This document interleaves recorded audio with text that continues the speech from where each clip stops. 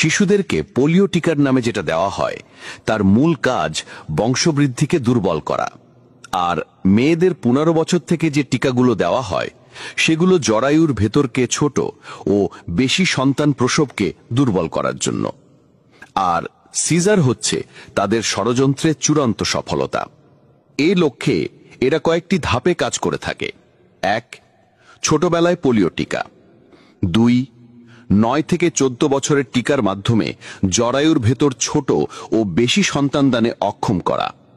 3, সরকারি ক্লিনিকগুলো থেকে iron tablet থেকে শুরু বিশেষ কিছু ভিটামিন দেওয়া, যেগুলো মূলত পেটের ভিতরের বাচ্চাকে অস্বাভাবিক মোটাতাজা করে, ফলে বাধ্যতামূলক সিজার করতে হয়। আর সিজারের মাধ্যমে বেশি সন্তানের জন্মদান অসম্ভব। ব্যাস, মিশন সাকসেস। বর্তমানে দুগ্ধপোষ্য শিশুর মায়েদের দুধ স্বল্পতার মূল কারণ জন্ম নিয়ন্ত্রণের বড়ি বা ট্যাবলেট। মহিলাদের দুধের সম্পর্ক প্রেগনেন্ট হওয়ার সঙ্গে, এটা আরেকটার সাথে অঙ্গাঙ্গিভাবে।